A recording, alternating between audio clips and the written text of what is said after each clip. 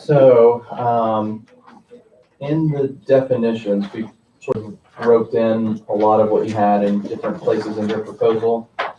So in the definition of a grievance, we said that, it's alleged violation of, something that's not excluded from forming the basis of a grievance. That was pulled from your, what the formal grievance has to include. On the definition of the grievance form, we pulled in statement of the grievance, remedy requested, the specific articles and sections, and, the non-obligation to process the grievance in the absence of that information. So we haven't developed the form yet. I think we're getting to this point, but once we kind of have a clear idea what the process is, we'll be happy to cook up a form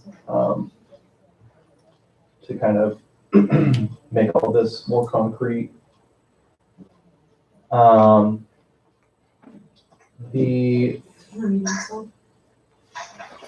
yeah, sorry. Eric, do you mind muting yourself so that we don't hear paper shuffling or whatever? Thanks. Okay.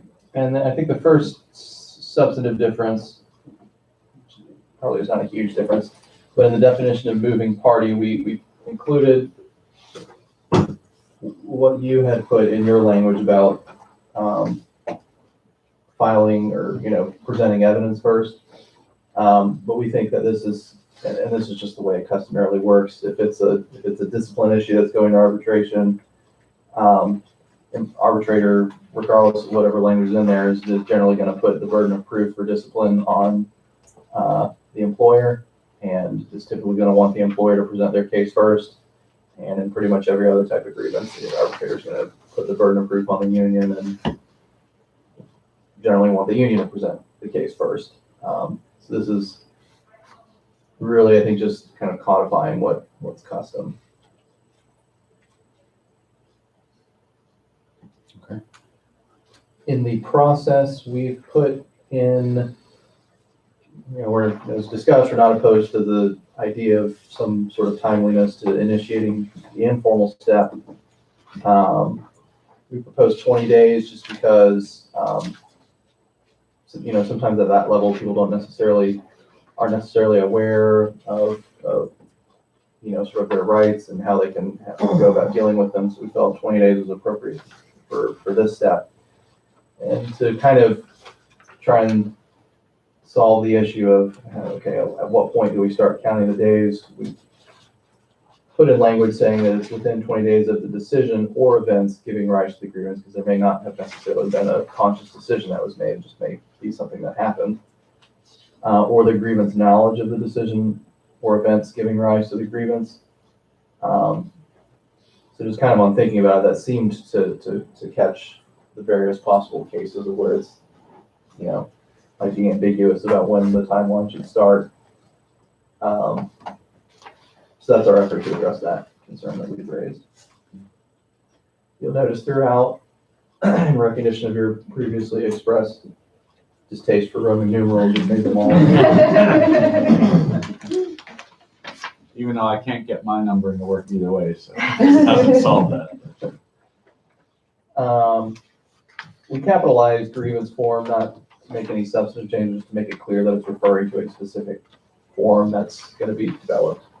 And its grievance form is capitalized throughout the process here. And just let me back up for a second on that point, so make sure I understand. Under the informal step, the contemplation is at that point when you're having the discussion, you're not submitting the form. It's only when you get to the level one, the formal, that you submit the form. Correct. Okay. Yeah. Go ahead. Level 2, we had president or designee. We put vice president of academic affairs, as I think you had indicated you wanted that to work. We had some skepticism about the utility of kind of having 2 upper administrative levels to the grievance process, but if you guys think that's something that will be useful in resolving grievances, we're happy to agree to it. So we I think more or less just included your provision there about the president's review of grievances at level 3 there. We thought some about, when should arbitrability be raised, when should grievances be amended, and having this third step, I'm sure if agreements get to the third step, the president's gonna be seeking, advice from counsel of some sort on how to handle it. And so with the assumption that, an attorney's eyes or someone else very experienced in such matters are gonna be on this at this point, that, we thought it was reasonable to expect an objection to, or, concerns raised about the arbitrability of agreements to be provided in that level 3 written response. We thought that should probably be workable. And then later, as you'll see, we're willing to accept your language regarding filing or amending agreements up to the point of filing for arbitration. I think most of the arbitration stuff has not been changed too much. As you can see in paragraph 3 there, we've taken out the language about when arbitrability must be raised because it's included in that level 3 step. In number 4, we're willing to, this is kind of said last time, these discipline and grievance articles are kind of tied together, and that remains the case, but we are not opposed to the adjustment you made regarding language about when an arbitrator can or can't substitute a judgment for administrators. Paragraph 5, I think it's pretty much all the same, just the parts about splitting costs. Actually, I think I might have wordsmithed that according to what you had in the very last paragraph of your proposal, just kind of tidying up the language there, but not a real substantive change.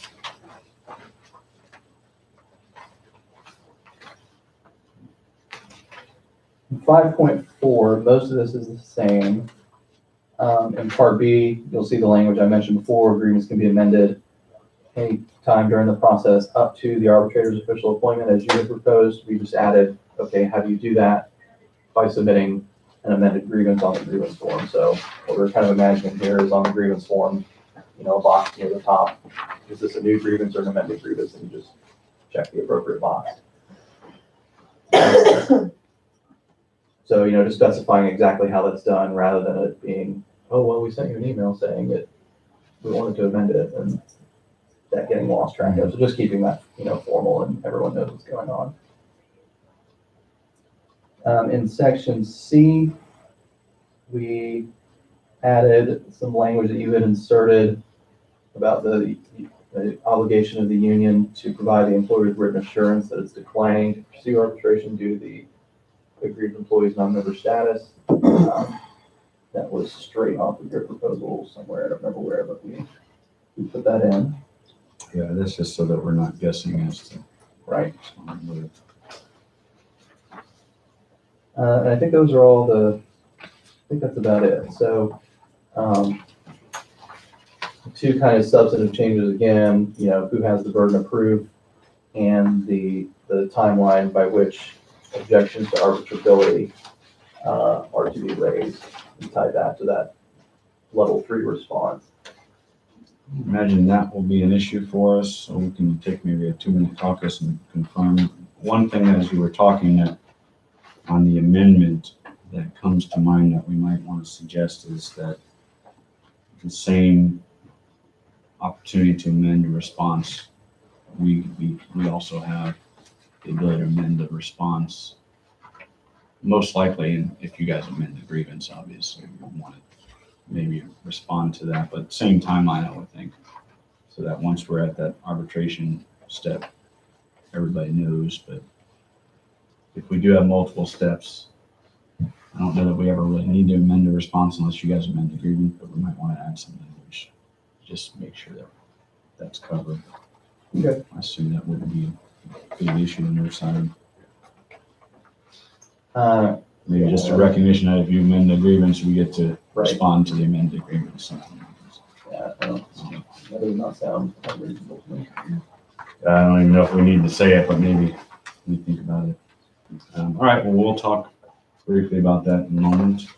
Anything on discipline? Yeah, we had a couple of questions. We kind of started talking and had a lot of discussion, so, a couple of questions. On section 3, there are, in our proposal, we had listed, verbal warning, written reprimand, suspension, and termination or being placed back on an annual contract. In your proposal, you included also probation and demotion. I can imagine what these probably mean in a city, county employee context, but what do you think those would mean here? We had this discussion there that it's unlikely to ever occur in this context. The reason I included it is because it's referenced in the board rule or IMM maybe that says here the levels of discipline recognized. That applies, I think, staff and faculty, so it's unlikely to apply here. I think the only one I can foresee, and you guys can feel free to chime in, is maybe probation. There's a possibility we might do a performance improvement plan or something that could be probation. Again, it's probably more staff, but it's possible, I guess, could put faculty on demotion. I think we were talking earlier, if we could think of any time when we've ever done any one of these, and we couldn't, right? So, probation with a performance improvement plan, if the problems are significant enough at a particular juncture in the contract where it warrants immediate performance improvement, and that employee may be salvageable rather than a non-renewal of the contract. yeah, that's one I can Because we foresee. bring them in, have them be mentored, have regular points of contact with the administration, et cetera, to see the ongoing escalation of improvement expectations. Probation is reasonable there, but we have not a demotion. Yeah, you're not likely to suspend No. faculty member. That doesn't really do anything. Demotion really doesn't apply, so that's something that's open to. And I did contemplate whether we even referenced that in there, figured leave it in case. We can't think of where it would come up, but in case it ever does, you can arbitrate it. Take it out, I don't think we'd be opposed to that either, but, or maybe leave something more generic as other discipline. Again, keeping in mind our proposals, it doesn't include a non-renewal of an annual contract or termination of contract, as we have in section 1 and 2. Okay, so moving to section 1, so you mentioned, we've had discussion about all this, sort of exhaustive description of all the things you can do wrong. Where, is that a board rule or is that an administrative code rule? And maybe a dumb question, but I couldn't find either one very quickly, so I was wondering where exactly that came from, so I could have a Section reference. 1. In section My 1. recollection is that was from the current board rule, but let me. I should be able to pull that up. That's true.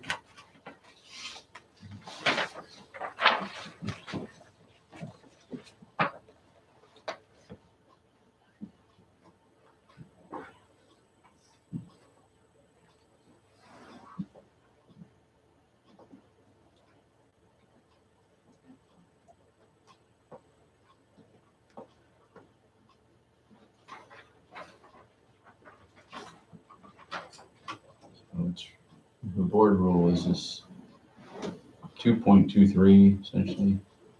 I can email you. That makes it easier. That'd be convenient, yeah.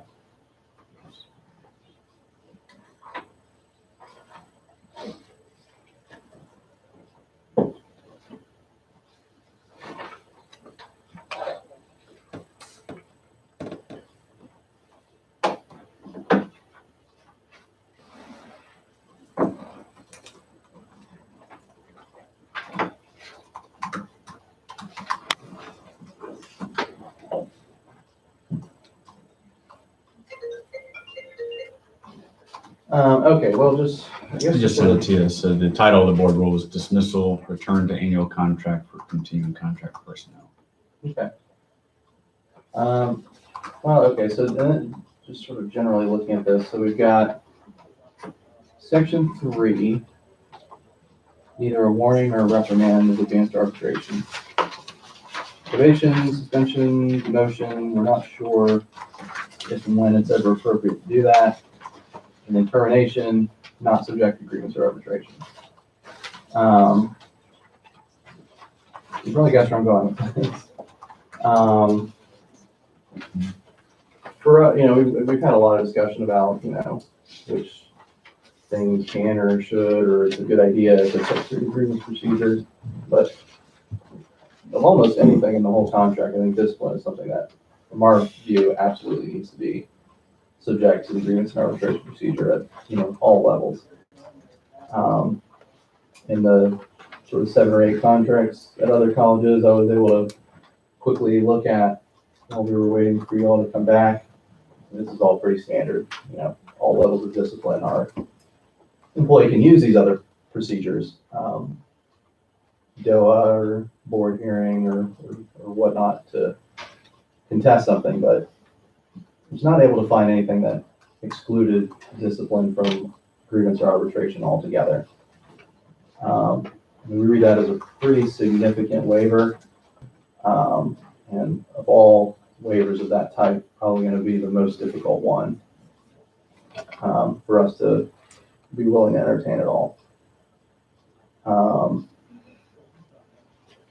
So I'm not sure to what extent this is, a proposal for bargaining versus a hard line that the college wants to draw on this point, but it's going to be a big deal for us, I think.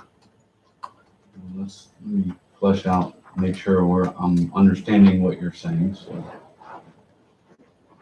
your first point in terms of the other disciplinary action and limitation on arbitration, that point is not lost on us, which is sort of why our initial proposal of discipline didn't really include that. Just my view of discipline in this context is primarily talking about termination of contract, rather on annual contract or continuing contract.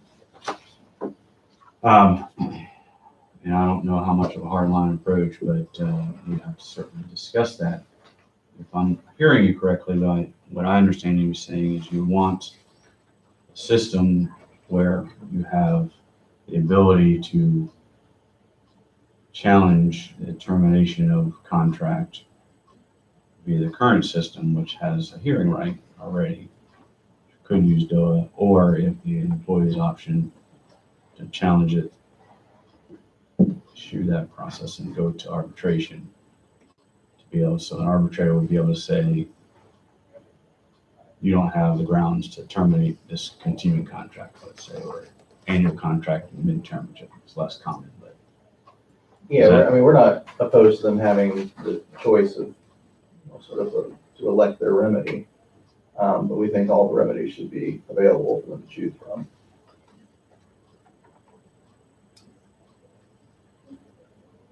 Would the union entertain then, because I think we would have an issue with the either or.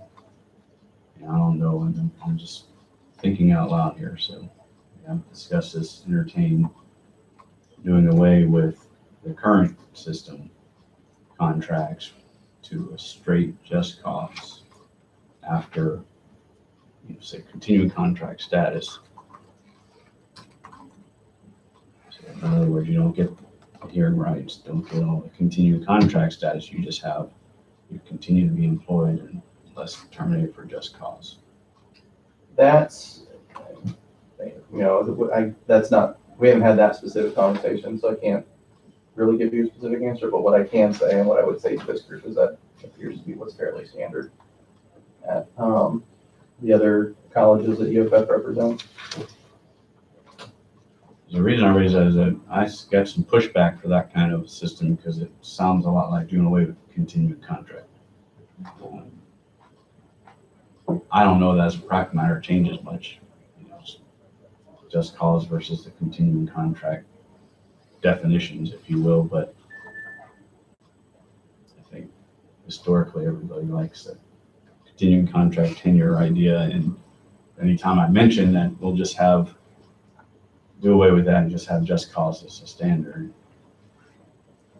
starts yelling at me. Right, and, I maybe don't we'll know. caucus and I'll get yelled at for. I don't know, but. Talk about that because those are different conversations in our room too, I think, in your room, as opposed to we want to keep the system and have this other option versus we want this other system or what we propose, keep the current system. It's really kind of three different options. And I have no idea if that's a line in the sand for us or not, or for you guys, but we'll have that discussion. You have that, discuss all of those options. I can tell you on the grievance procedure, we'll take a break. I think we're close to it. However, I don't have an issue signing off if we can iron out these points maybe this morning, tentatively agreeing to it. But this, I would highlight, as one of those things where a lot of it depends on the disciplinary. So if we do end up with a line in the sand where we say we can't have our existing termination of contracts subject to arbitration, then it might require tweaking the grievance procedure down the road, or the discipline or impasse or that kind of thing. So I'm just putting that on the table so that you guys don't feel like we TA'd this and now we're going back and having to change it, but it is depending. I don't think we should hold up the grievance procedure. In other words, while we have this broader discussion, but I can see it maybe bleeding over down the road, maybe not, but. Okay, yeah, I think I understand that point. Yeah, the discipline standpoint. Now well, let's caucus real quick on this. We'll talk, but I think we probably will need to have a bigger discussion on the discipline proposal. I imagine you guys might as well, but to that end too, what we were thinking in terms of next meeting, which I was reminded is July 9th. So make sure you have it on the calendar. So you guys can talk about in your caucus here. Our idea would be, we think we should be in a position to come back to you on the compensation article and what you call it, benefits. Benefits. So it's Article 11, 10 and 11. Mhm. Only because we're now going through the budget things. We should this month have a little more clarity on that. And if we don't know now, we're not going to know. So we figured let's throw that out there because a lot of stuff obviously hinges on proposals along those lines. So let's start that discussion.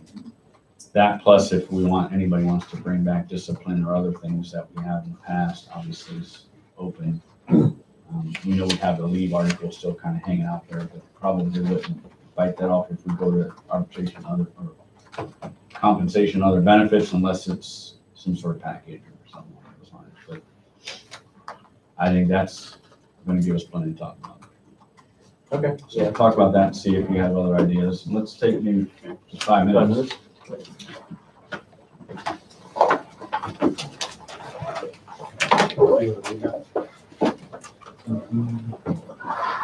said he's